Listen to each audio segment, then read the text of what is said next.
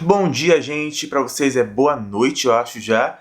Eu não consegui filmar ontem porque os vizinhos estavam fazendo um mega churrasco que durou o dia inteiro e terminou mais de meia-noite. Então cá estamos, domingo de manhã cedo, filmando para vocês assistirem de noite. Se você é novo por aqui, meu nome é Xana Rambucão. Esse eu me acabei de ler, sejam bem-vindos a mais um vídeo aqui do canal. Aquele pedido de sempre, deixe seu like, se inscreve no canal, ativa o sininho para receber coisa nova 2 vezes por semana e manda o nosso conteúdo para o máximo de pessoas que gostam de literatura e que você conheça os demais do canal a continuar crescendo. Se você quiser acompanhar o dia a dia do canal, projetos futuros, reclamações sobre os meus vizinhos, leituras em andamento, é só seguir no Instagram, @meacabeideler.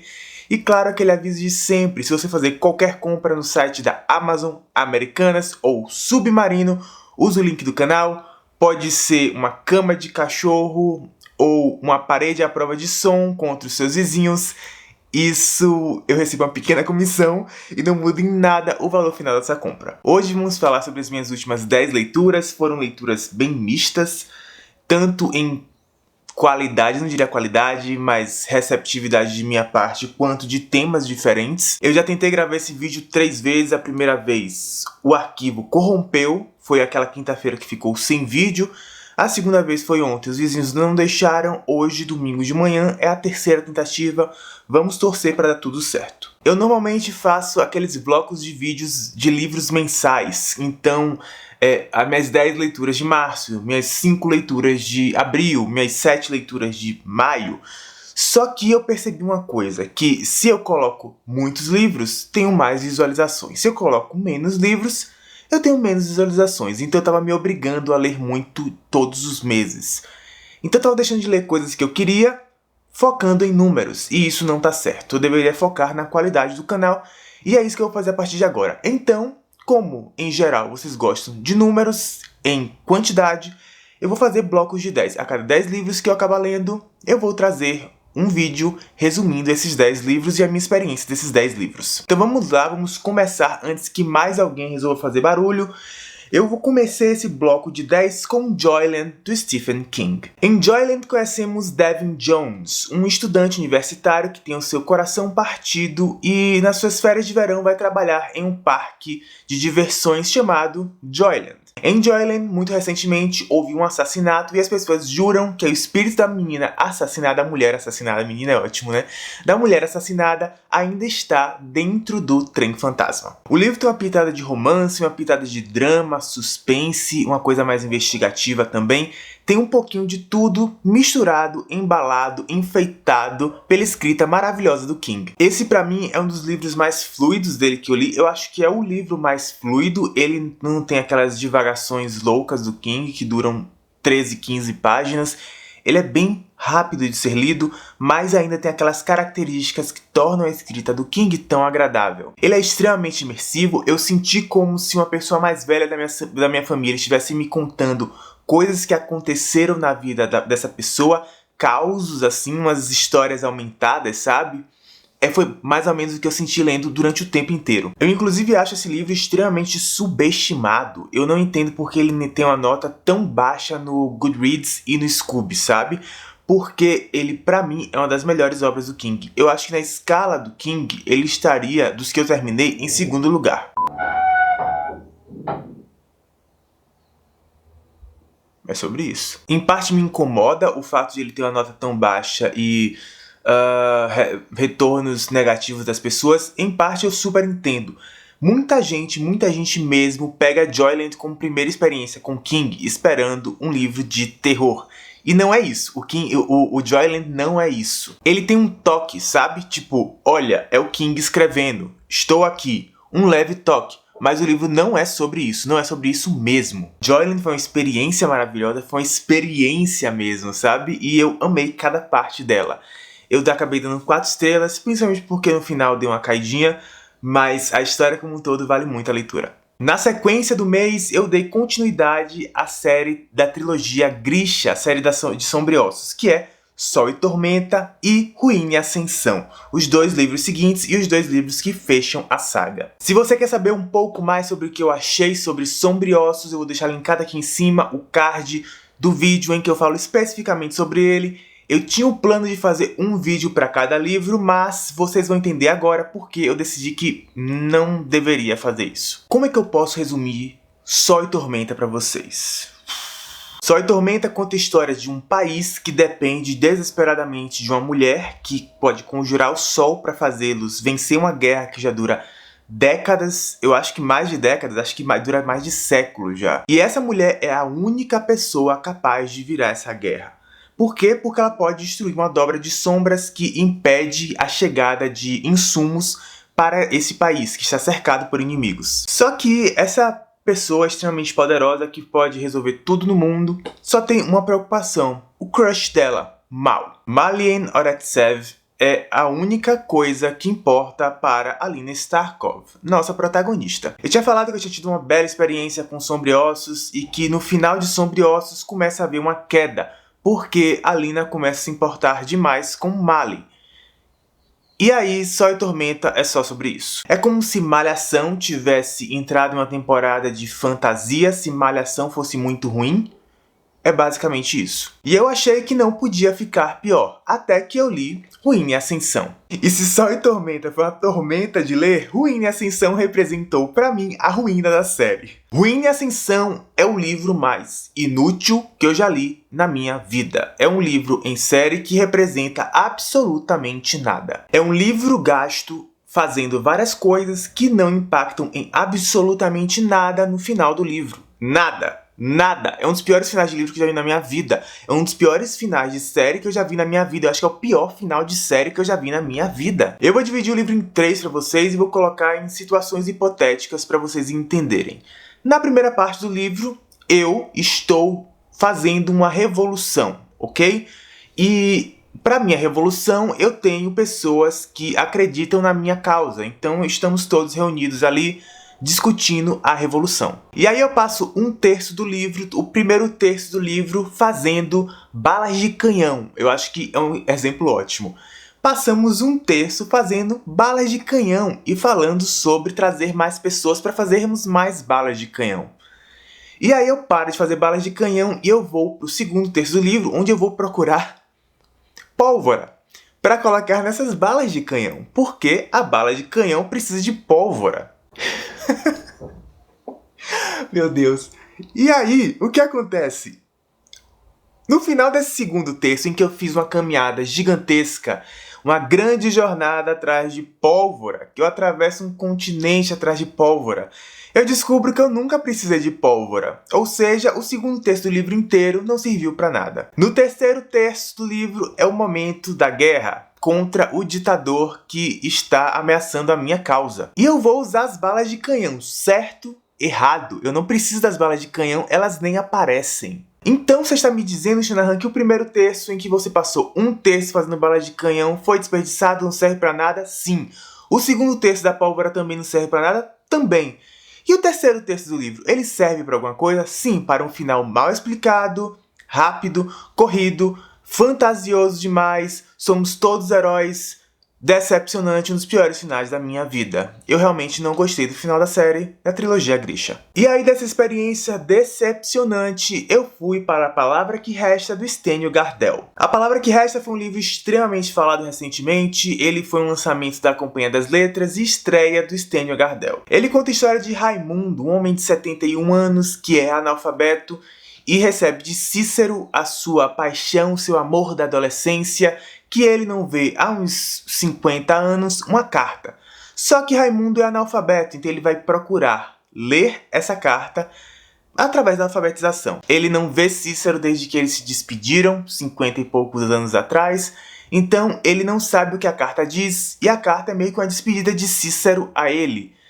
E ele vai se alfabetizar para ler essa carta. Eu me apaixonei pela sinopse, eu estava muito empolgado, tinham reviews super positivos e eu comecei a ler, a escrita me ganhou, eu estava torcendo pelo livro, eu estava dentro do livro, só que ele foi me perdendo aos poucos. É um livro que você pega a dor do personagem, você entende as dores dos personagens, você entende as motivações, você consegue sentir, o autor faz um trabalho belíssimo em fazer você sentir os personagens, porém, o final do livro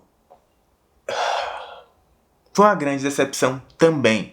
Eu estou ficando traumatizado com finais de livros. Alguns livros narram o dia a dia, sabe? Mas outros livros, eles te prometem um início, meio e fim. E o fim desse livro me decepcionou demais. Eu entendo que algumas pessoas estão falando que, não, mas foi proposital. Beleza. Mas, proposital ou não, para mim, como leitor, Shanahan leitor, foi uma grande decepção, infelizmente. O próximo livro foi a abertura de uma nova série, é Cidade dos Ossos, da Cassandra Clare, o primeiro volume dos Instrumentos Mortais. Em Cidade dos Ossos acompanhamos Clary Frey, uma adolescente que está em uma boate curtindo com um amigo, quando ela acaba presenciando 3 adolescentes matarem um demônio. O mesmo tipo de demônio que, no dia seguinte, se não me engano, acaba sequestrando a mãe dela. E ela precisa da ajuda desses adolescentes, os Caçadores de Sombras, para descobrir um pouco mais sobre a sua vida e salvar a sua mãe com sorte. É um universo muito interessante que eu acabei de abrir, é o primeiro livro da Cassandra Clare que eu leio. A escrita dela é muito fácil de ler, é um tipo de livro que, se você estiver num trem lotado, você consegue ler de tão fácil que é a leitura. O universo criado é muito interessante, ele tem muito espaço para expansão, muito espaço para crescimento. Então é o tipo de universo que ela pode abrir para onde ela quiser e ela pode acabar monetizando muito bem isso. Inclusive é o que ela faz, porque tem 1 milhão de livros dentro desse universo. Eu não me apeguei especificamente por nenhum dos personagens, mas eles fazem um elenco muito bom, muito agradável de ler. É uma boa fantasia, principalmente se você é um iniciante em fantasia. Ela dá pequenos toques de fantasia aqui e ali. E também é um grande apanhado geral sobre fantasia, já que todas as histórias são verdadeiras ou algo assim, que ele fala algumas vezes durante o livro. Então temos vampiros, lobisomens, fadas, bruxas, bruxos, demônios e coisas do tipo. Tem muita coisa ali da mitologia em geral do mundo colocada dentro de um livro só. Isso não é ruim, tá? Não é uma bagunça, eles são simplesmente colocados ali e, mais uma vez, isso dá muito espaço para a expansão da história, enriquecimento. Já pro lado contrário disso tudo, dá pra perceber que é o primeiro livro da Cassandra, sabe? Ó, super íntimos, Cassandra. Primeiro livro da Cassandra Clare. Você percebe as limitações dela ainda naquele tempo. Me falaram que a segunda trilogia, porque me disseram que são 2 trilogias, eu posso estar enganado, mas foi o que me disseram. Que a segunda trilogia, dentro de Instrumentos Mortais, os livros 4, 5 e 6, a coisa melhora muito, ela tem um salto de qualidade muito melhor. Mas aqui nesse primeiro, Cidade dos Ossos, Cidade dos Ossos, ainda é muito bruta a escrita dela. Você percebe quão crua é essa escrita, principalmente nas facilitações narrativas, ou seja, os personagens têm tudo o que eles precisam o tempo inteiro. Eles não passam por desafios para chegar ali, e esses desafios não são bem explicados. As coisas simplesmente aparecem. Ela precisa de uma faca, a faca tá ali. Ela cai, está para ser morta, mas tem uma espada do lado dela caída, um caco de vidro, uma serra elétrica, qualquer coisa que ela possa usar para se defender, está ali disponível, magicamente. Outro ponto onde percebemos essa crueza na escrita da Cassandra Clare nesse ponto ainda, é que ela tem um nível exagerado, gigantesco de diálogos expositivos. O que são diálogos expositivos? É eu explicar através de um personagem coisas do mundo. Por exemplo, em vez de mostrar e enriquecer o texto, eu coloco o personagem para falar sobre aquilo. Estamos aqui com 2 personagens principais, Jace e Clary, ok? E Clary nunca viu uma lâmpada na vida. E em vez da Cassandra Clare simplesmente colocar o Jace acendendo a lâmpada, ela coloca o Jace explicando para Clary que aquilo é uma lâmpada. Clary, isso é uma lâmpada. As lâmpadas acendem e quando elas acendem, elas imitam a luz solar. E elas iluminam os ambientes. É uma lâmpada. Vocês entendem a diferença? Então, esses diálogos expositivos existem muito e se tornam um pouco cansativos no meio do processo. Mas foi uma leitura agradável, uma leitura gostosa, uma leitura que eu pretendo continuar, inclusive terminar a série e emendar com Peças Infernais logo depois. O próximo livro foi uma grande surpresa, o único livro dessa lista que tem 5 estrelas, o único livro dessa lista que eu favoritei, e ele é Vergonha, da Brittany C. Cherry. Vergonha já tem um longo processo aqui no canal, as pessoas torciam para eu ler Vergonha desde que eu fiz o unboxing lá em dezembro, o unboxing da Black Friday. Eu li, ele está aqui, ele já apareceu inclusive como thumb de um vídeo de livros que me surpreenderam, de que capas não são livros, e tanto pra bom quanto pra mal. E quem diria que um livro com esse boyzão na capa chamado Vergonha seria tão incrível? Vergonha conta a história de duas pessoas quebradas que encontram uma a outra no seu processo de cura e juntos vão buscá-la. Nós estamos falando de Grace Harris e Jackson Emery. Uma é vista como a elite da cidade e o outro é visto como uma grande ameaça. Todo mundo olha feio quando ele entra ou quando ele passa. Mas, de uma forma ou de outra, eles acabam se encontrando e temos uma bela história. Jackson tem uma oficina mecânica, o carro de Grace quebra. Jackson é a única opção dela naquela pequena cidade de consertar o carro. Eu normalmente não gosto de romances, vocês sabem disso, eu tenho muita dificuldade em acreditar no casal, em acreditar no desenvolvimento do relacionamento dele, do desenvolvimento do amor, mas, olha só, temos um livro em que eu acreditei de ponta a ponta. A autora faz um trabalho muito tranquilo, com muita paciência, com muita sutileza no desenvolvimento desse relacionamento dos dois. E esse romance foi uma grande lufada de ar fresco pra mim, porque ele é um livro adulto com questões adultas no relacionamento adulto resolvido como adultos. E isso é incrível. Não é todo dia que vemos esse tipo de coisa. Além disso, ele aborda outros temas. E esses temas, eu acho que foi por causa desses temas, como alcoolismo e perda e luto, que eu gostei tanto desse livro. Primeiro porque são temas extremamente bem trabalhados. E segundo, porque eles fazem sentido nos personagens. Eles dão camadas incríveis para esses personagens. Eles enriquecem o livro, eles prendem o leitor, eles fazem o leitor querer ler mais sobre aquilo e não ficar olhando tipo, nossa, a autora quis causar. Não, você entende por que tá ali. E por último, mas não menos importante, temos uma vilã sensacional. Eu odiei aquela mulher com todas as minhas forças. E gente, é uma vilã com camadas. Parece uma cebola de tantas camadas. Obrigado, Brittany C. Cherry, uma excelente vilã, finalmente. Principalmente no livro de romance em que os vilões normalmente só querem a personagem principal ou o personagem principal e acabou. Enfim, muito obrigado Brittany C. Cherry por esse livro, por essa experiência incrível. Uma pena a capa, mas enfim, o que vale a pena mesmo é o que tá ali dentro. Dando sequência, eu dei continuidade a mais uma série, dessa vez As Crônicas de Nárnia. Eu li o segundo livro, O Leão, a Feiticeira e o Guarda-Roupa, e o terceiro livro, O Cavalo e seu Menino. Em O Leão, a Feiticeira e o Guarda-Roupa temos aquela história mais conhecida com os personagens mais conhecidos das Crônicas de Nárnia. Nós acompanhamos 4 irmãos no meio da Segunda Guerra Mundial, se eu não me engano é a Segunda Guerra Mundial, onde eles são levados para uma cidade no interior, para uma casa no interior, onde eles ficam enquanto a guerra está acontecendo. Quase como a guerra que salvou a minha vida, com fantasia. Nisso, dentro dessa casa, eles encontram um guarda-roupa que leva eles para um outro mundo, a Terra de Nárnia. Em Nárnia existe uma feiticeira, a feiticeira que transforma tudo em Nárnia em gelo, um gelo eterno, onde é sempre neve, mas nunca Natal. Eles falam isso várias vezes durante o livro. Se você nunca leu Nárnia e assistiu o filme, eu recomendo demais. Eu recomendo, inclusive, que você comece pelo Sobrinho do Mago, que é o primeiro conto, que é este aqui. E nesse livro ele conta sobre como Nárnia foi construída, né? Inclusive naquele primeiro livro você já tem a feiticeira e você tem um leão, eles já aparecem. O leão ele cria Nárnia e a feiticeira ela acaba chegando de Nárnia como uma penetra e amaldiçoando o lugar. Eu não achei o Leão, a Feiticeira e o Guarda-Roupa o melhor livro dos 3, nem o segundo, para mim ele é o terceiro dos 3 que eu li. Eu achei ele ok, bom, mas eu acho que talvez pelo filme, eu já ter assistido o filme, a minha expectativa era mais alta. Eu achei o filme melhor.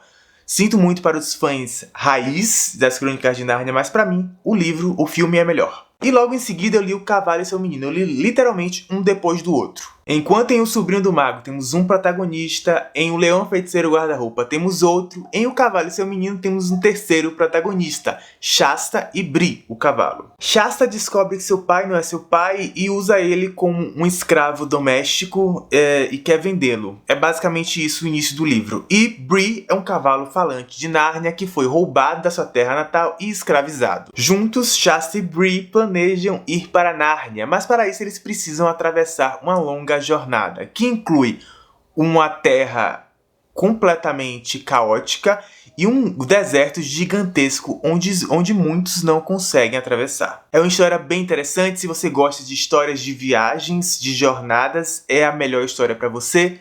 Para mim, entre os 3 livros, ele fica em segundo. O Sobrinho do Mago ainda é o meu livro favorito da série.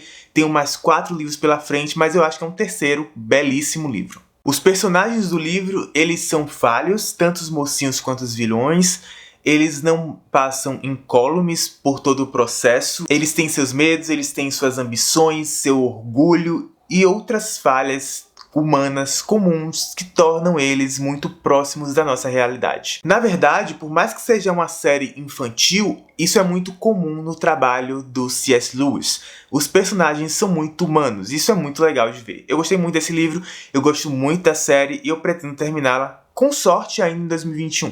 O penúltimo livro que eu li desses 10 foi O Deus Pálido, do Lucas Corrêa de Lima. Eu vou deixar linkado aqui em cima o card onde eu faço um vídeo especificamente sobre ele, mas eu posso adiantar que foi uma bela experiência. É um livro de horror, principalmente horror psicológico, que eu tive uma experiência fantástica, tão fantástica que abriu minha mente para ler coisas como H.P. Lovecraft e coisas do tipo, porque me falaram que tinha a mesma vibe. Terminando este vídeo, dá um pulo lá, vale muito a pena assistir.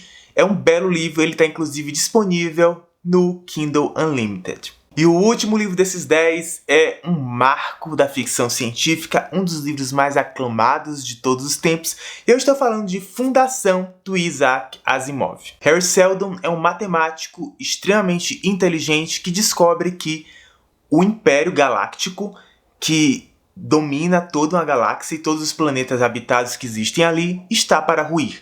E com este Império Galáctico, todo o conhecimento da humanidade. E Hari Seldon tem um plano, criar uma fundação onde será estocado todo o conhecimento humano atual. Desta forma, depois de chegar a um tempo de barbárie, a civilidade seria muito mais próxima. O retorno a ela seria muito mais fácil e rápido. Porque o Império Galáctico seria destruído, haveria um tempo de guerra e depois um novo império retornaria, ascenderia e o conhecimento já estaria ali disponível. No livro acompanhamos através de 5 contos em saltos temporais o desenvolvimento da fundação. Ele é um livro que como um todo é muito bom, mas os contos específicos têm picos e baixos. Esses contos, essas partes, elas variam muito pela história que está sendo abordada, pelos seus protagonistas, porque como temos saltos temporais, os protagonistas eles mudam de um conto para o outro. Quando você lê o primeiro conto, você acha que aquele cara vai ser o grande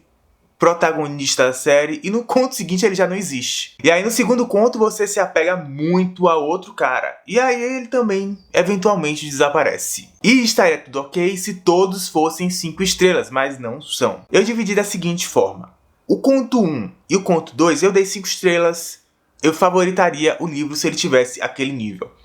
O terceiro conto eu dei 4,5, o que é uma bela nota. Eu dei 4,5 para Ed La Rue, eu dei 4,5 para The Witcher, o primeiro livro. Eu realmente gosto muito. 4,5 para mim é uma excelente nota. 4 é uma excelente nota. Já a parte 4 e 5 é onde mora o problema. Na parte 4 eu dei 3 estrelas, na parte 5 eu dei 2,5. Colocando em palavras práticas, se o livro inteiro fosse como na parte 5, que se não me engano é a maior parte do livro, eu teria abandonado lá pelo meio. A parte 5 é bem desinteressante e até anticlimática a forma como termina. Eu realmente não curti essa parte, mas o livro como um todo é sensacional.